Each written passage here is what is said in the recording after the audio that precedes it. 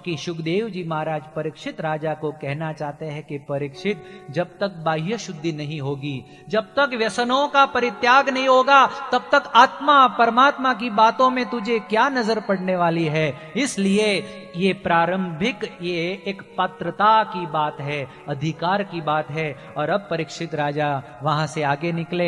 एक बार जरासंध का मुगट पहनकर शिकार करने निकले थे और शिकार करते करते बहुत आगे निकल गए। अपने मित्रों से, अपने सिपाहियों से वो बिछड़ गए। अब उनके पास खाने पीने के लिए कुछ नहीं था। भूखे प्यासे शाम को टहलते टहलते वो एक ऋषि के आश्रम में पहुंचे। ऋषि उस समय ध्यानस्थ अवस्था में थे। 3 देह और 3 शरीर से परे होकर अपने आत्म स्थिति में रममाण थे। और उस समय आश्रम के सारे आश्रमवासी संध्या वंदना करने के लिए नदी की ओर गए थे। आश्रम में राजा की आवभगत करने वाला, उनका सत्कार करने वाला, उनको पानी पिलाने वाला कोई नहीं था और राजा आग बबूले हो गए। संस्कृत में कहा गया है कि बुभुक्षितः किम न करोति पापम, भूखा आदमी क्या पाप करने को तैयार नहीं हो जाता। राजा ने उस समय अपमानितता का अनुभव करते हुए, ये ऋषि के प्रति घृणा तिरस्कार का भाव लाते हुए कहा कि ये ऋषि ढोंग कर रहा है, आंखें बंद करके ये बैठा है, लेकिन ये नहीं चाहता कि वो उठकर मेरी आवभगत करे। ये मेरी आवभगत से मतलब वंचित मुझे रखने के लिए इस प्रकार से ढोंग रच रहा है। अभी भूख लग जाएगी तो तुरंत खड़े होकर रसोड़े में जाकर, पाकशाला में जाकर भोजन करने लगेगा। लेकिन मैं आर्यवर्त का राजा हूं, मेरी सेवा, मेरी शुश्रूषा, मेरी आवभगत करने से ये कतरा रहा है। इसीलिए वहां पर मरे हुए एक सांप को अपने धनुष्य की नोक से राजा ने उठाया और शमिक ऋषि के गले में गोल पहना दिया और वहां से बबड़ते बबड़ते वो अपने राज्य की ओर वापस लौट चले। थोड़ी देर के बाद में संध्या वंदना और त्रिकाल वंदना करने के बाद श्रृंगी ऋषि, जो शमिक ऋषि के पुत्र थे, वो खेलते खेलते वहां पर आए। उन्होंने देखा कि मेरे पिताजी के गले में सांप, अरे मेरे पिताजी का ऐसा अपमान किसने किया। तुरंत ही हाथ में जल लेकर श्राप दे दिया कि जिसने मेरे पिताजी का ऐसा अपमान किया हो, 7 दिन में तक्षक नाग के डसने से उसकी मृत्यु हो जाए। चारों ओर हाहाकार मच गया और उस समय ये श्रृंगी फूट फूट कर रोते रोते वहां पर बैठा रहा। ऋषि जागृत हो गए। ऋषि ने अपने बच्चे को कहा, बेटा क्या बात है, क्यों रो रहे हो। शमिक ऋषि को श्रृंगी ने पूरी बात बताई। उस समय भी शमिक ऋषि कहते हैं कि अरे बेटा, इतने छोटे से अपराध के लिए तूने ये बड़े अच्छे धर्मवान राजा को इतना बड़ा मृत्यु दंड दिया, ये ठीक तूने नहीं किया है। महाभारत के युद्ध के पश्चात ये समग्र संसार को धर्म पूर्वक पालन करने वाला एकमात्र राजा ये परीक्षित मुझे दिखाई पड़ता था। उस परीक्षित राजा को भी तूने मृत्यु दंड दे दिया, ये ठीक नहीं किया। देखो ये भारतवर्ष के एक सन्यासी, एक ऋषि, ये ऋषि ऐसे हैं कि उनको अपने अपमान की कोई चिंता नहीं है, लेकिन उन्होंने ये राजा की इस प्रकार से हित का उन्होंने विचार किया कि बेटा अब येन केन प्रकारेण राजा को मालूम पड़ जाए कि उसकी अब मृत्यु होने वाली है। ऋषि की प्रेरणा से उस समय आकाशवाणी हुई। राजा को पता चल गया कि हे परीक्षित, 7 दिन के अंदर अंदर तक्षक नाग के डसने से तेरी मृत्यु होने वाली है। परीक्षित बेचारे पहले तो एकदम कल्पांत करने लगे, एकदम हृदय उनका विदीर्ण हो गया कि अरे इतनी अद्भुत युवानी, इतनी मेरी कुलीन स्त्री, ये मेरे युवान बच्चे, अभी तो मेरा एक भी बाल काला नहीं हुआ है, शरीर के सारे अंग पुष्ट रुष्ट पुष्ट है, और ऐसे समय में पूरे संसार का एक चक्री शासन करने वाला राजा मैं, और मुझे मौत के घाट जाना पड़ेगा। राजा को बड़ा दुख हुआ। उसके दुख का कोई कोई पार नहीं रहा। लेकिन ये तो पांडु वंश के राजा थे, ये कोई मामूली राजा नहीं थे। तुरंत ही अंतर्दृष्टि करके उन्होंने विचार कर लिया कि चलो, इतने लंबे अरसे से मैं ये संसार में आसक्त होकर मैं और मेरे के चक्कर में फंसा हुआ था। आज ये श्राप के द्वारा मुझे भगवान भजने का कोई ठोस कारण तो मिला। ऐसा पॉजिटिव विचार करके अब राजा ने अपने बेटे जन्मेजय को अपनी जगह राज्य पे राज्याभिषिक्त कर दिया और स्वयं जो है वो घर बार का परित्याग करके आमरण अन्न शन्न व्रत धारण करके गंगा के तट पर पहुंच गए हैं, क्योंकि उनको अब अपनी मृत्यु सामने दिखाई देने लगी है। जिस मनुष्य को अपनी मृत्यु सामने दिखाई देती है, जीवन को देखने का नजरिया बदल जाता है। मृत्यु का अनुसंधान जीवन में होना बड़ा जरूरी है, क्योंकि उससे वैराग्य होता है और वैराग्य से भगवान में संलग्नता होने की एक पात्रता मिलती है। परीक्षित ने विचार किया कि मृत्यु कभी किसी को मृत्यु को कोई रोक नहीं सकता। मेरे तो सौभाग्य की बात है कि मुझे ये तो पता चला कि अब 7 दिन में मरना है।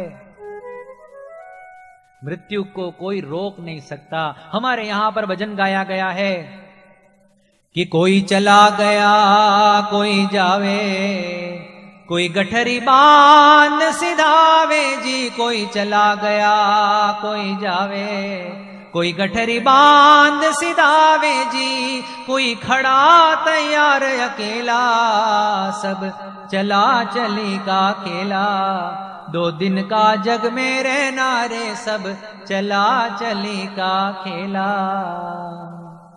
कोई चला गया कोई जावे, कोई गठरी बांध सिधावे जी। कोई खड़ा तैयार अकेला, सब चला चली का खेला। एक न एक दिन तो सबको मृत्यु के हवाले होना ही है। चपेटा काल का ऐसा, झपेटा बाज का जैसा। मीन ज्यूं बगले लपकावे, दादुर ज्यूं मोर सपकावे। ऐसे तू काल मुख जइयो, प्राणी तू पीछे पछतइयो। तो चपेटा काल का ऐसा, झपेटा बाज का जैसा। एक न एक दिन तो हमें मौत के हवाले होना ही है। एक बार एक चोर ने किसी सदगृहस्थ के यहां चोरी कर ली। सदगृहस्थ को पता लगा, वो पीछे पीछे दौड़ने लगे, लेकिन चोर काफी आगे निकल गया था। उस समय वो सदगृहस्थ जाकर स्मशान में जाकर बैठ गए। किसी ने पूछा कि भाई साहब ये स्मशान में क्यों बैठे हो? कि एक न एक दिन तो उस चोर को यहां आना ही पड़ेगा, जाएगा कहां। एक संत थे, गांव के बाहर बैठे थे और गांव में जाने वहां पर 2 रास्ते दिखाई दे रहे थे। एक राहगीर ने संत से प्रश्न पूछा कि महाराज गांव में जाने का रास्ता कौन सा है? साधु ने कहा बच्चे इस रास्ते से चले जाओ। वो हरिभक्त, वो सदगृहस्थ जब उस रास्ते से गया तो आगे जाकर स्मशान दिखाई पड़ा। पहले के जमाने में स्मशान गांव के बाहर हुआ करते थे। उस व्यक्ति ने वापस लौटकर संत को कहा कि महाराज लोगों को गलत रास्ता क्यों दिखाते हो? यहां तो स्मशान है, यहां कहां गांव है। तब संत को कहना पड़ा कि भाइयों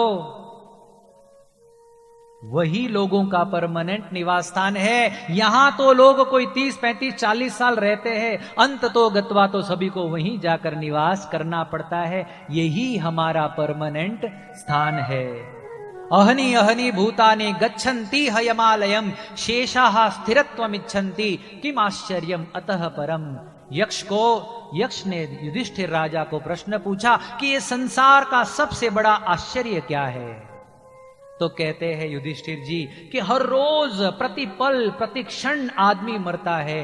2 घंटे तक यहां हमारी सत्संग सभा चलने वाली है। संसार में प्रति घंटे 8000 व्यक्ति मरते हैं, चाहे कोई भूकंप आवे या ना आवे, चाहे कोई अतिवृष्टि हो या न हो। 8000 आदमी हर रोज प्रति घंटे मरते हैं। 2001 की साल में 26वीं जनवरी के दिन प्रातःकाल 8:40 पर हजारों लोग चाय पी रहे थे, लेकिन उनको ये नहीं पता था कि ये हमारी आखिरी चाय है। उस दिन कई लोग, सैकड़ों लोग अखबार पढ़ रहे थे, लेकिन उन्हें ये नहीं पता था कि इसी अखबार में कल हमारी भी मृत्यु की खबर छपने वाली है। बराबर 8:45 पर भूज में भूकंप हुआ और 60,000 से भी अधिक लोगों को मृत्यु की शरण होना पड़ा। काल किसी को छोड़ता नहीं है। एक बड़ा अद्भुत भजन हमारे यहां पर गुजराती में गाया गया है। कहते हैं हे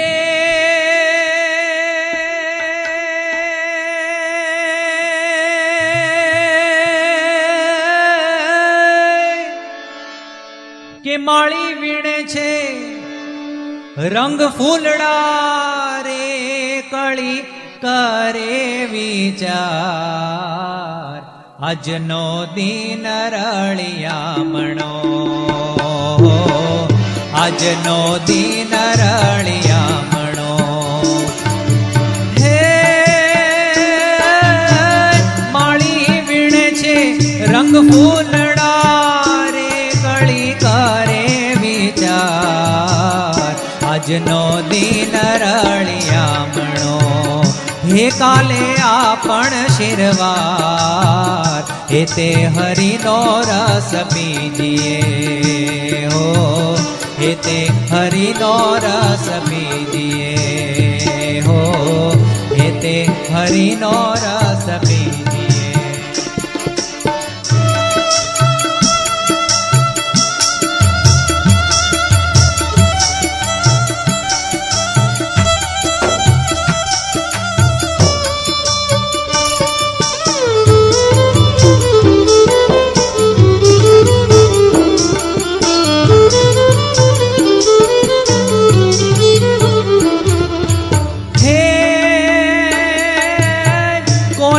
ચોરું ને કોના વાછરો રે અને કોના મા બાપ અંતકાળે જાઓ જીવને એકલા હો અંતકાળે જાઓ જીવને એકલા હે સાથે પુણ્ય ને પાપ હે તે હરિનો રસ હે તે હરિનો રસ હે તે હરિનો રસ પીજીએ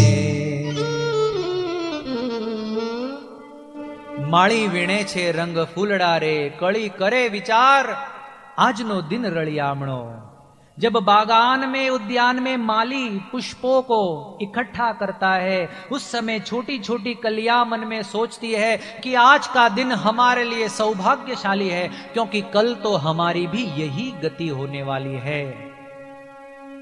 मृत्यु कभी किसी को छोड़ता नहीं है। लोग कहते हैं कि कफन को कभी जेब नहीं होती, लोग कहते हैं कफन को कभी जेब नहीं होती क्योंकि मौत कभी रिश्वत नहीं लेती। क्या राजा क्या रंग सभी को जाना खाली हाथ।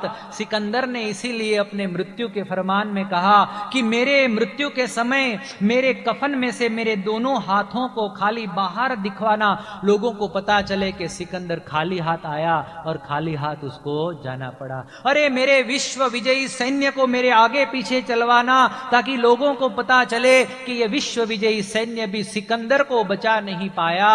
अरे मेरे हकीमों के पास मेरी ननामी को उठवाना ताकि लोगों को पता चले कि ये विश्व प्रसिद्ध ये हकीम भी सिकंदर को बचा नहीं सके। मृत्यु को कोई टाल नहीं सकता।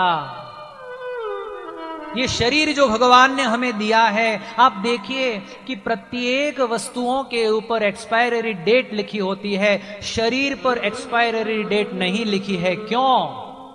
क्या भगवान भूल गए थे? नहीं। मृत्यु निश्चित है लेकिन कब होगी ये निश्चित नहीं है। किसी भी क्षण हमारी मृत्यु हो सकती है, तो मृत्यु को कोई रोक नहीं सकता। किंतु मृत्यु के अनुसंधान को प्राप्त करके जीवन में परिवर्तन लाकर भगवान की भक्ति करना, ये भागवत में हमें बताया है।